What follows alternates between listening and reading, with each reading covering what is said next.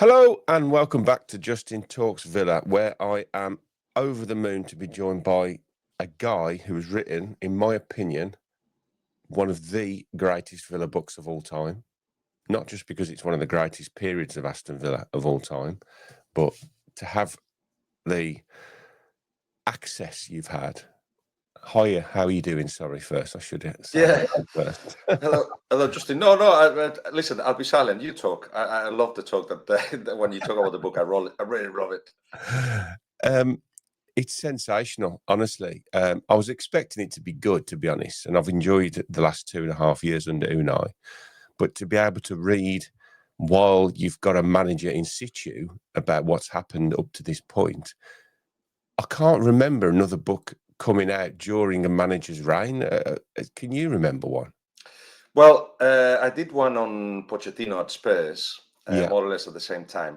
But you were the first one to point out that this book has come out in the middle of, or during the Unai Emery reign, and how unusual that is. I didn't realize, but yeah, thinking about it, it makes it a bit harder because obviously 5 results at the beginning of the season make yeah. people think differently about Good things. timing that was. But at the same time, I thought the timing of it coming out, which was during that blip, was perfect because it was a chance to say, actually, guys, girls, boys, just calm down. Yeah, I'll give you the context. This is the yeah. situation. This is what's been done behind the scenes. So you should just enjoy the journey. And from that point of view, it works to actually the book coming out while Unai is still in charge. And I think even though I think you probably will coincide, that it gives a lot of answers as well to a lot of things that people are not sure about. It does a hell of a lot of answers. How hard was it then, before we get into the actual book, to get the permission to do this and spend the time you did at the training ground and essentially becoming a part of the Aston Villa ecosystem, I suppose, for 12 months? Yeah, it's Aston Villa is right now full of friends, people Yeah, that have come across during my career. We helped each other, we got to know each other at a personal level, so that absolutely helps. But then, of course, if Amazon comes with millions, then forget it. You're not going to be given that access because it's all Amazon's. But actually, at the beginning of my project with them, and once we had decided that I was going to do a biography of Unai, first of all, I think the Amazon conversation took place, and Aston Villa said no, which when I heard about it, it was like, great, doors open.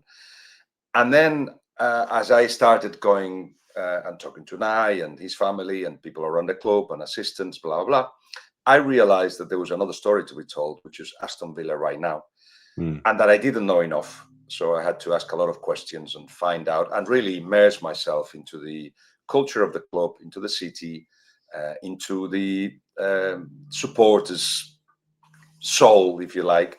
And I'm only a witness of it, but I try to get close to understanding what it is about. Otherwise, none of it will make sense. totally agree. And I think that's probably leads me into the first question is you go so deep into Unai's history back to the beginning of his life, really.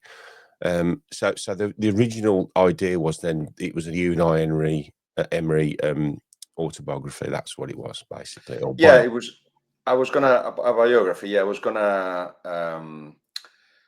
try to find out how he worked, what Yeah, was his methodology, and look back at some of the stories that perhaps legends or myths or fake stories really on his past at PSG and Arsenal, and how he managed to win so much with Sevilla. I knew a lot of it, but I didn't know as much as obviously I know now. But I was getting more and more information. This could have been 1,000-page book, and then I had to select. But when I started doing the selection, and this is the first time I've structured a book like this, yeah. kind of let it fall into place. When in Mm. the past it would have been, I've got only a year and a half to do it. I've got to fill this gap, this gap, this gap. This one was like, let's see what happens. Let's see what shape does this take. And then William, who works with me, came out with an idea. I mean, you are doing 2 books, aren't you? And I said, yeah, I am. So why don't you call the first part, which is the biography, The Lion, reference to the crest and to Unai, and the second part, The Pride, which is, of course, pride of the club or pride of the fans, but a bunch of lions, the assistants, the people around Unai, the people around the club. So I thought, yeah, it is actually two books, and I love the titles that I put to both parts. And I think it's not so much Aston Villa last season, even though I was there for the whole year. It's more about what can I telling stories of last season, but what can I tell about the club right now? Where is it, and how do they work together? How do they, the Spanish contingent mix up with the English contingent? What really is his methodology? How do people react, players and assistants, and the role of Unai in moments of crisis? A lot of things that I had enough material with, and that made the second part a picture of Aston Villa right now. I think the duality of the book really feeds into the second half, because I obviously knew who he was before he came to Villa. I didn't know the actual depth of his life story. So obviously, as a Villa manager now, it's important to me to learn about him and what he's doing at the club, because he's so special. But to go back to the start, I wasn't expecting it to be that much detailed start. Really helped me understand him as a person, his background, where he came from, his family, the football inside of everything. And I hope you give that guy a raise for that idea, because that was a fantastic idea. But yes, so we'll go back to the start then. The Basque roots, his upbringing in the Basque country, playing at Real Union, his family, the football legacy.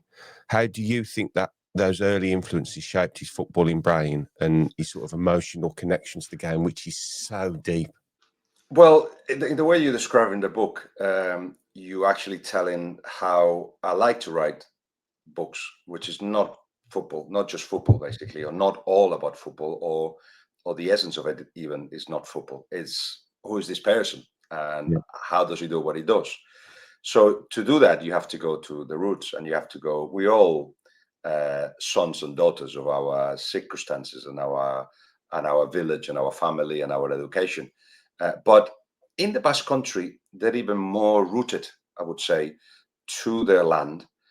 They have very strong connections to the past, to traditions. That means there's a lot of respect for the eldest. There's a lot of respect for what they have built, the culture they have built, the language they have built. So you realize in that context that you're part of a bigger thing. That's very important, because every Basque manager takes that with them. That add other things like love to sport, competitive. It's a hard land to work, so they have to work really hard to make something out of what they've been given. There's all that, which they're all hard workers. But the biggest thing for me is that they know they're part of something bigger. In the case of, if you remain all your life in the Basque Country, you're part of a nation that has got a bunch of things that have been done. They've been doing for years, hundreds of thousands of years, because we think the Basque language is probably the oldest in the whole of Europe. So with that, that helps you understand that when Unai goes to a club, he looks around and says, what kind of club is this? And what's the essence? How do fans think? And what's my role in it? It's not so much like there is so many other managers that are like, right, this is what I'm going to do, and you all adapt to it. It needs to be a mutual thing, because he knows he's part of a bigger thing, a club history, supporters group, directors. All that is around the role of the manager. So that doesn't it? That helps you understand a little bit why he comes in the way he comes in. Yes, this is a project led by him, with a lot of people that think like him. Very important after the experience at Arsenal. But they all know they're part of something bigger, which is Aston Villa. It's such a the foundation of his life definitely answers so many questions to who he is as a person now, because he's such obviously to us, the fans, and how he represents himself in interviews, and to us, before games and everything.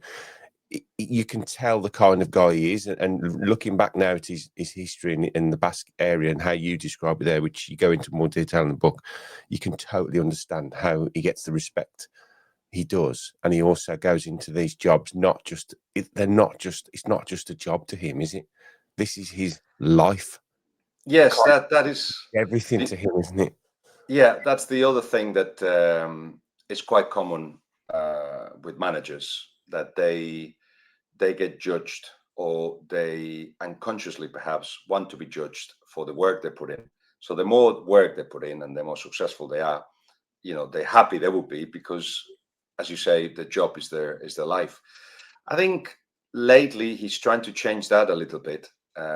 It's not easy because he occupies every single second of his thoughts and of his life. But by traveling back home, going back to those roots, meeting his friends, eating good food, having good wine, singing Basque songs, meeting his mother, going to the local party, yearly party, all those things, going to see the Virgin, all those things give him, certainly recharge the batteries. Yeah. Roots him into something else that is in him that needs to come out, which obviously is that the being the son, being the having born in that area, and going back to things that he recognizes. He needs all that, but it's 10 minutes. And then as soon as he's done a bit of that, it just goes back to long hours at Bodymore Heath. He just likes that reconnection, and then he's back. He's ready to go again. That's what it is. Mhm. We will talk, obviously, about all the work he did before Villa, but we won't go into too much detail. So Almeria to Sevilla to PSG, the egos at PSG. And then I'm going to do this. I hate doing this, but the failure at Arsenal. How do you think those chapters evolved Emery's identity as a manager? Let me stay with the failure at Arsenal for a Yeah. second. And I know you put inverted commas there with your fingers, but being in a final of the Europa League was seen at the time as a bit of a failure by losing badly, because it's only the Europa League. I think now you're looking back, it's like, it is the Europa League. It's a big competition. It's a European competition everybody takes seriously for a while, apart from England. Now everybody's taking it seriously. So I don't think it was the post-Arsene Wenger era. What you have to say is that it didn't fulfill the expectations. The expectations, in my eyes, being a little bit unrealistic, but it didn't, because a series of things that he learned from, and now he's applied at Aston Villa. So I'm trying to make everybody think twice about everything that you think you know about Unai Emery. That's part of the job I do in books. You come into the book thinking, or having a clear idea about things, and then I'll just confuse you and make you think differently. So yes, sorry, I stop on the Arsenal thing, but No, that's fine. What else? The PSG era of him sort of managing the super egos and the super players and that almost elite of the elite, he managed to deal with them much better, I felt, than I was given, sort of, that I presumed he did, and how it was presented to us and the press and fans, that he didn't really have the control of that club, but he did, and he was well liked, really well liked at PSG. Another thing that people resolve with a sentence: oh, he failed at Arsenal. Oh, he didn't have control at PSG, and that's it. That's where people stay, because they haven't got more interested in it, or because they're happy with a world of black and whites and whatever. But then, of course, when you go into a book that explains a little bit more, then you get to see what the situation was there, what a great relationship he had with Neymar, but also how much he learned out of being at a club where he knew he couldn't treat everybody the same. Everybody knows that. But he hadn't dealt with that caliber of players, even though in a different proportion, he always had a Neymar in his team, from David Villa to, I don't know, Corona when he was at Almeria, whatever. There was always somebody that was a little bit special and had to be treated special and whatever. But at PSG, I think if he went back, it was the first time where he had to do a little bit, perhaps, adjust to the players. When up till now, he had been at clubs where he just had his methodology and everybody had to adapt. And by the way, that's how the team grew. But at PSG, what the players demand of you is a bit different. So he got to learn about that, which will go well if, say, one day Real Madrid calls him. There will be a lot of experiences that he had at PSG that he can take with him. Yeah, I mean, just a fantastic. Those chapters were really interesting to me. So we move on to Villa. Well, Villarreal was his last club before he came to Villa, and that one of the interesting things I picked up from that was that was the point he really honed his and found clarity in the way he wanted to play, and that surprised me coming into. He'd already been at numerous clubs, but it was Villarreal that he finally sort of hit on what he wanted to do. Well, imagine for a second, Justin, that your content it has taken off. We've seen that, right? So it's taking off, and you get a consistent audience, and it's growing. But you get to a point where something goes like boom, it takes you to a completely other level. Yeah. And you get that level, and you think, yeah, but there's something that is not right. That is, I've stopped being myself, or there are others doing something else that is better. And then when you are at the top, change. I find that very difficult to do.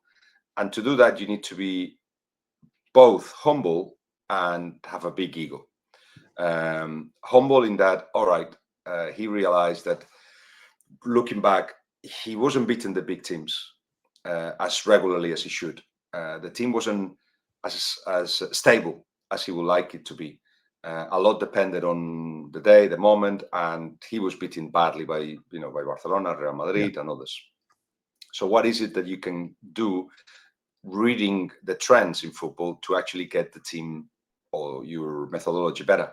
And then he realized that Pep Guardiola's style, to call it in short, the positional game, what it is now, the predominant model of our times, was one that he wanted to learn.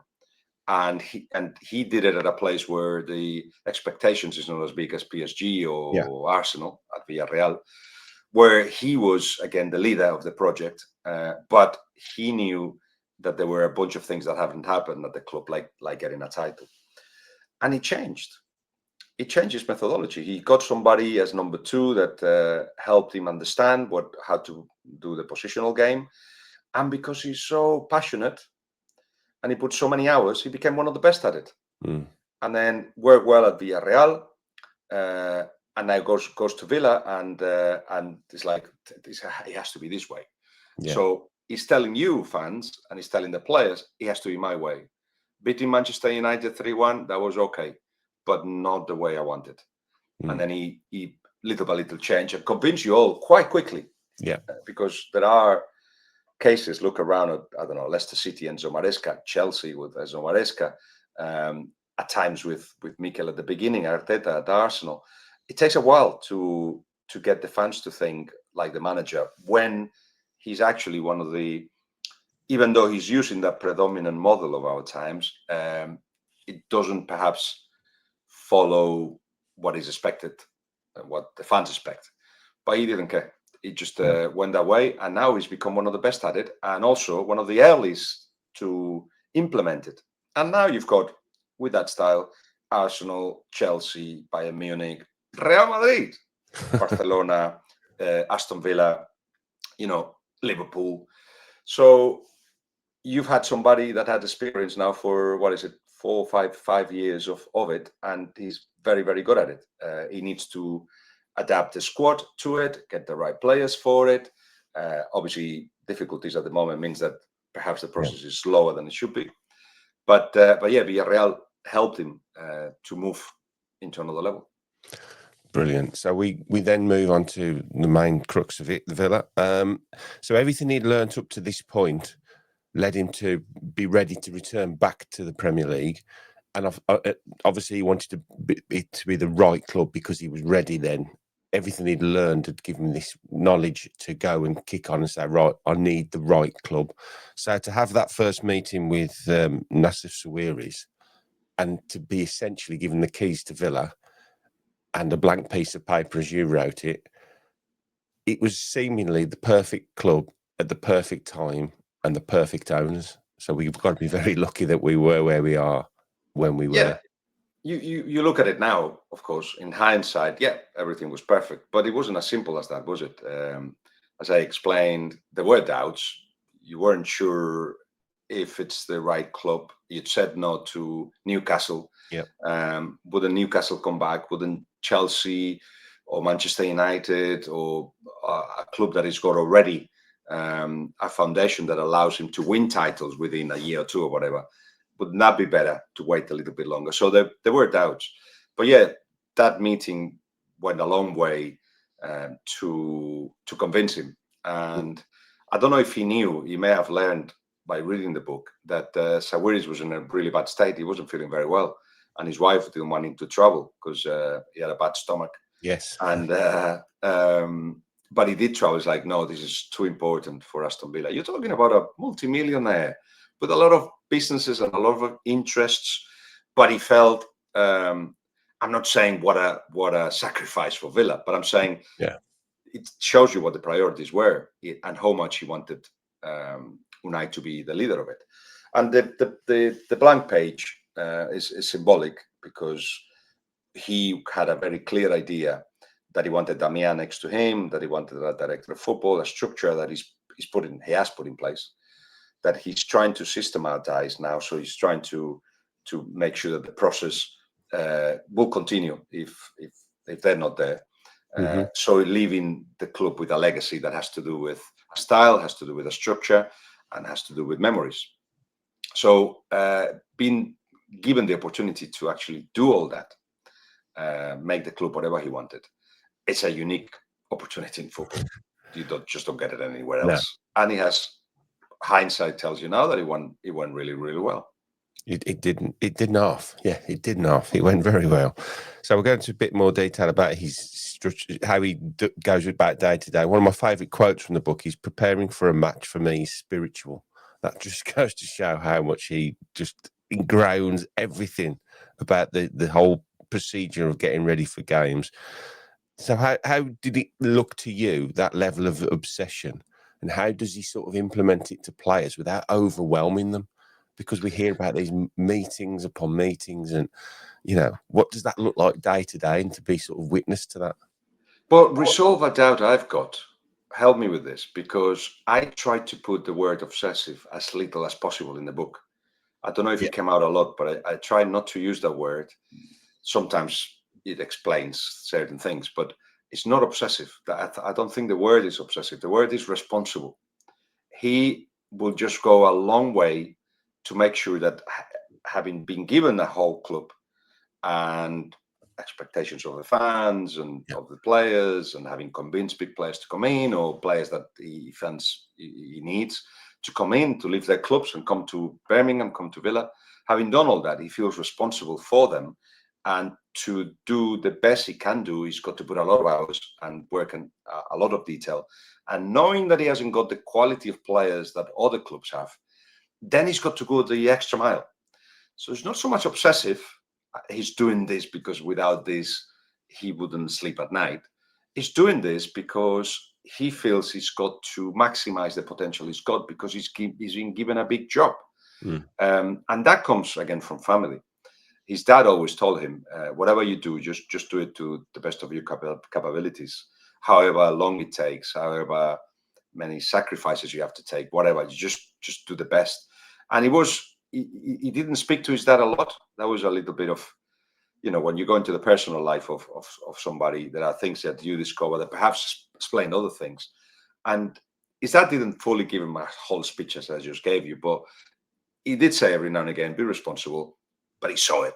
He saw in his dad that he was responsible with everything he did, as in giving everything for things to be done well. Not half well, not a bit today and we'll see tomorrow, but to finish jobs, to do them. If he didn't know about it, to learn about it before doing those jobs, etc. He's seen that, so he's taken that with him. And obsessive is used a lot to minimize perhaps all the traits in a manager's personality, but unless you put the amount of time, and this is the thing I've learned at Villa and being there and seeing the work they put in, unless you put those hours in, somebody else is going to take over, or somebody or some other club is going to just go a little bit further than you. Everybody's now so so responsible, so deeply into doing the best they can, and there is so much analysis that unless you do it, you're going to be left behind. So he's at the forefront of all of that, of course, because in a way I feel he doesn't want to be caught. I told him about the imposter syndrome, and he hadn't heard of it, but he's got, I think we all have a little bit of that. I've got a little bit of that, a lot of that. So I need to work a lot to make sure that nobody finds out that I'm a fraud. That's how my brain works. And I think he's got a bit of that as well. And when I told him about it, he was like, maybe, yeah, but I think it's got more to do with my dad, and then, you know, being responsible. So as you can see, there's a bit of a psychological work, as you know, and as you read it, into a top Premier League manager. He's conscientious. We'll say that. He's conscientious. Some of the things that would just blow my mind, you describe meetings with 25 players and 26 assistants. Yeah. But it clearly works. You know, the logic behind it works. One of the big things that comes up repeatedly: collective responsibility. We hear this as fans after every game, practically, individually and collectively. That keeps coming up and up and up. And the other thing, which we will talk about now, is it true he's thinking that far ahead to be dominating as Aston Villa in the 2030s? Because he said things go in cycles. I'm hoping this is very true, because I'm hoping he's going to be around in the 2030s. So is that where he's aiming? Is that the long-term strategic vision? It's a concept that he wanted to put into people's head. And so there are, in the way he behaves and he works, he raises everybody's game, but he's also ambitious. So he wants Europe every year. And beyond that, he came up with that idea that, again, if you put into your head, I'm not going to make it, I'm not going to go up that hill, you won't go up that hill. But if you put in your head, I'm going to go up to the Everest, even if you don't do it, you're going to prepare for it, and your mind, your body is going to shape your future, shape your destiny, shape that dream. So better put it into people's heads. Then I think part of the frustration of this summer was to see, like everybody's seen, that there is a rise. I've got no doubt about that. You're part of a rise. You are rising, but it's not a straight line. And this summer was one that was hard for everyone. And perhaps that quote belongs to that moment where Villa felt that they could do everything. And now perhaps that has to be not so much the idea of being ambitious, but the concept of how to get to be a dominant force in the future has to be shaped differently or thought differently. Or, the arrival of Roberto Lava is a way of saying, well, there's a medium term here as well. It's not just about getting to Europe every year. It's not just about maximizing this potential. It's not just about changing 25% of the squad every year, whatever. It's about creating a path to get into that domination, or at least to aim for it. Yeah, 100%. We'll talk quickly about a couple of players. Interesting that Morgan Rogers, the vision for him at the start was playing him off the left. And I don't like him off the left. I love him in the 10. And I wonder how that's now changed with his rise to the very top. And I'd like your thoughts on the John Duran situation. We've all saw that play out in the public, if you like, not to the extent where we knew everything that was going on, but he tried and tried and tried and tried again with John Duran, but eventually something had to give, didn't it? So your opinion on those two? Yeah, Morgan Rogers is growing to be the best player of Aston Villa. So I think it's not by chance that Asensio is not there. Because he would have moved him again around, because Asensio only wants to play number 10. That's his role. That's why he came to Aston Villa and would have demanded the same coming back. So that not happening leaves that number 10 for Morgan Rogers. But every game is different. There are times that for offensive reasons, it's better if he comes from a wide area and uses that space because there is a weakness there, or because Tielemans is used in a further position when he comes back. Whatever the reasons, but I think what you're going to see this year is going to be tough because we all know that it's going to be a year not of transition, but certainly one where yeah, I think so. And part of that transition, or whatever you want to call it, it's Morgan Rogers finding his feet again. So he's 22, isn't it? So it's normal that again he goes up and down in form. But when he starts finding his form, there'll be nobody taking him away from the number 10 role. That's what I think. And even though he accepts absolutely everything, whatever, it's like, I don't think the coaches have seen a kid as talented as him just saying yes to absolutely everything, including that it's not love-hate relationship he's got with Unai. It's not so much that, it's the carrot-stick relationship that he's got with Unai, where he gets a lot of stick and he takes it. And Unai sometimes realizes that he's gone a little bit too far, so then he'll put an arm around his shoulders, like, "No, come back here. No, yeah, we really love you." But it's Unai's way to make Morgan Rogers better. The fascinating thing for me is to keep an eye on that, how that develops, and how that works, and how he accepts it, and how comes out of the little hole he's in, etc. So luckily enough, I've got to update the book. Every book you do in England, you have to update it with a paperback and add another 10,000 words. So there were 3 or 4 themes that I'll find, depending how the season goes, that I'll try to explain in more detail in the update. And one of them is the evolution of Morgan Rogers. I'll look forward to that. And just a quick word on John Duran and how that played out. Yeah, you said it. He tried it in so many ways. I love the John Duran story. I just love it because you've got system against chaos, as everybody calls him. You got methodology against instinct, and how those two massive forces are trying to influence each other, or at least to get John Duran to become the player that Unai wanted. And he tried everything, and everybody else did. So the more I was hearing about John Duran, I was asking everyone about John Duran. I didn't know he was going to go, because obviously started the process at the beginning of the season. But kind of going helped me, because then it's like, I can come up with a lot of stories that I wouldn't be able to if he was still there.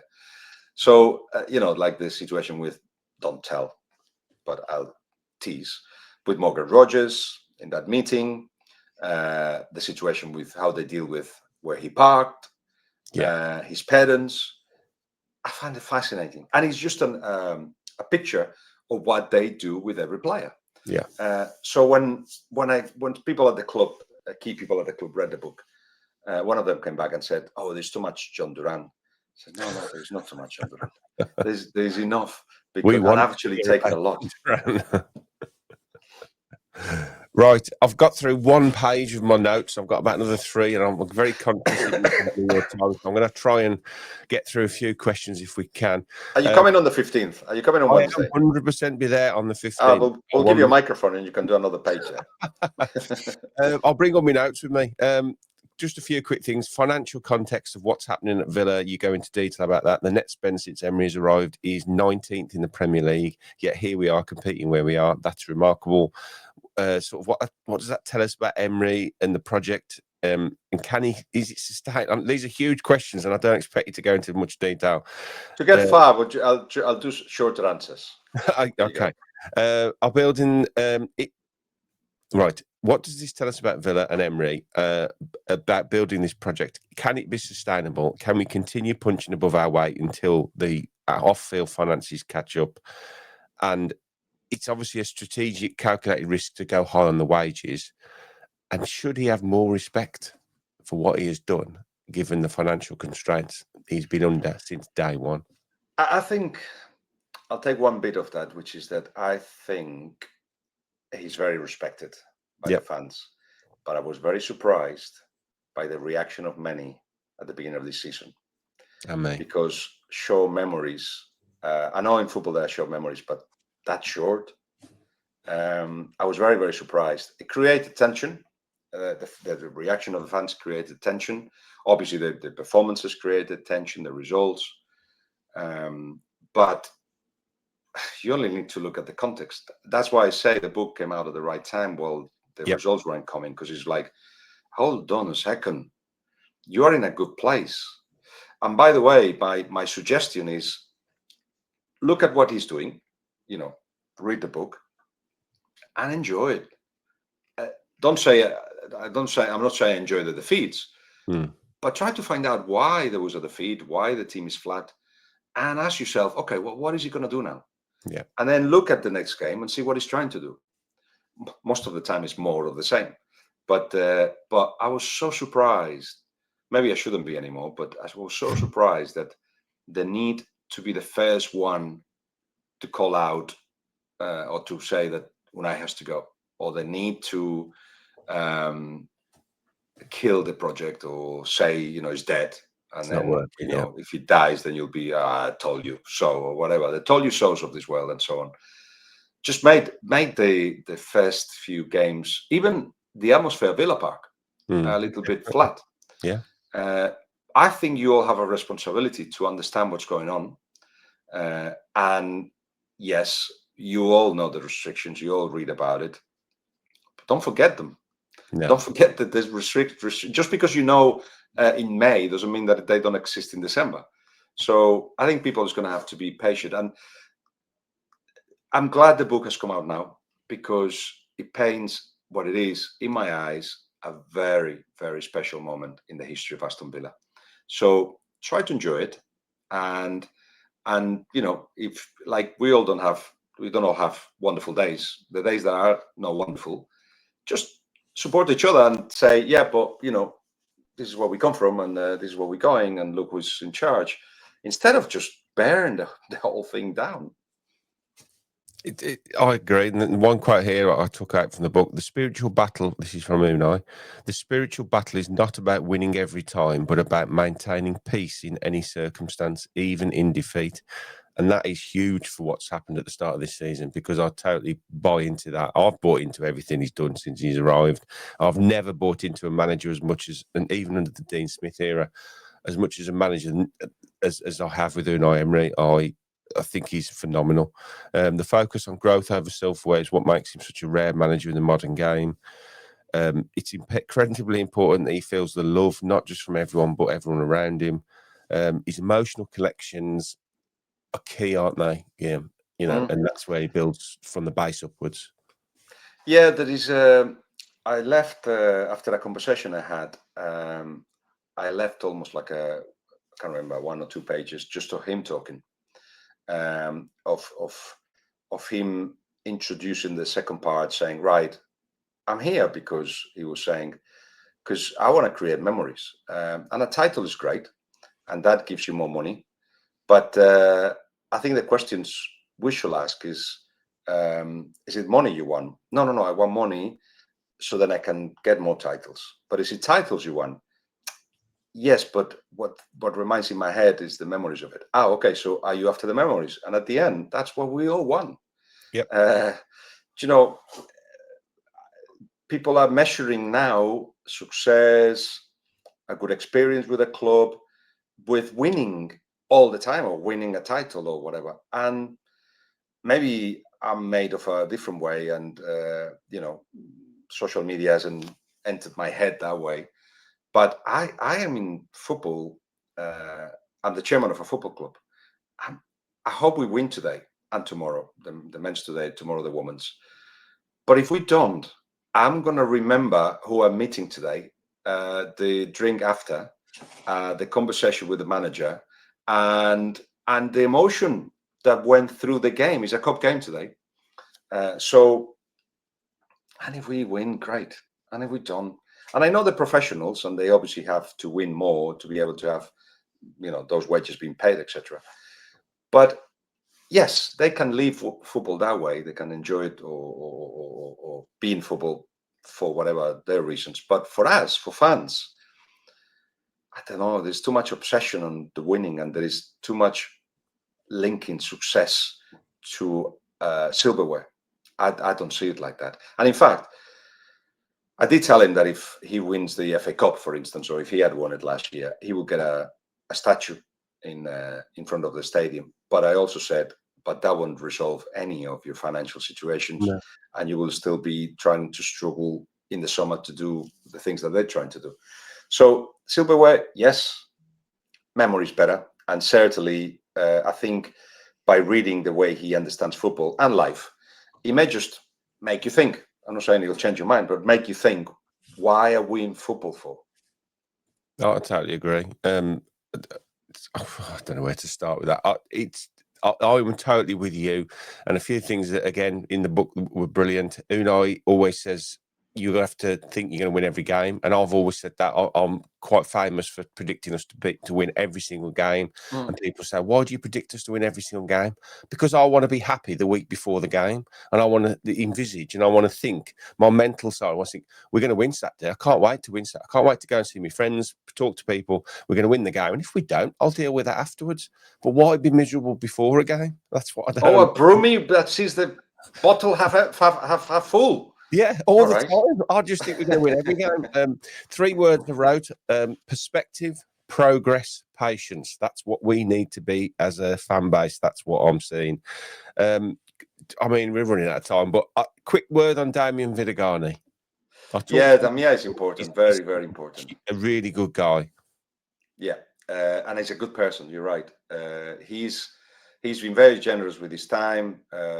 He has built that bridge between the Spanish contingent and the local contingent, if you want.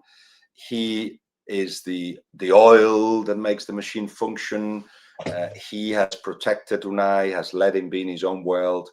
I had to go through Damien a lot of the time, and I couldn't go through sometimes because he knew that wasn't the right moment, or that wasn't the right thing I needed to do, or whatever. But I've known since his time as a Marca journalist. We were both in Marca. Then he became director of football at Valencia, and he helped me a lot. And then he became an agent or part of an agency, and again he helped me a lot. So I couldn't believe that the likes of Damien, and he's not the only one of that group, he actually comes up at Aston Villa with Unai, who's the manager I've spoken the most. With some of the coaches that I knew in the past, it was like, wow, if I had to choose 4 or 5 people to work together, who my closest friends or people that have been so helpful to me, there they are, all in the same club. And Damien understood the project from the beginning. He made me suffer a lot at the end, because we had a deadline that we have to postpone and postpone and postpone because Damien wouldn't answer his phone. And then it's not great at getting back to you, is he? I'll find that. It's so hard. And then there was a moment where at the end of June, it's like, Damien, listen, if I cannot talk to you, you cannot answer these questions that need answering, I'm just gonna go ahead and publish it, and the consequences I don't know, but it has to go now. I cannot stop it anymore. And then he was in the States, and so I woke up in the morning and he hadn't answered, and I just sent an emoji with a tear, and he rang, and it was like 2:30 in the morning in New York or wherever he was. Didn't you get it? Didn't you get it? It's like, no. What did I get? I've sent it to you last. Oh my God, I didn't send it. And then press send, and there he goes. Literally saved by the bell, because that day he was gonna go to print. So he made me suffer a lot, but he's also looked after me a lot. Got there in the end. Yeah. Right. Yeah. I know we are near the end now. Couple of really nice things I read. The chat that he had with McGinn, he said, you need to improve or you'll be playing for Celtic in 2 years. McGinn replied, bring in whoever you want, you'll still end up playing me. And God, he has, hasn't he? It's a jump thing, isn't it, to say? Yeah, these are things you need to buy this book. I keep saying it, buy this book, because the things, and what again was alluding to at the start, was things that we thought we knew but we didn't.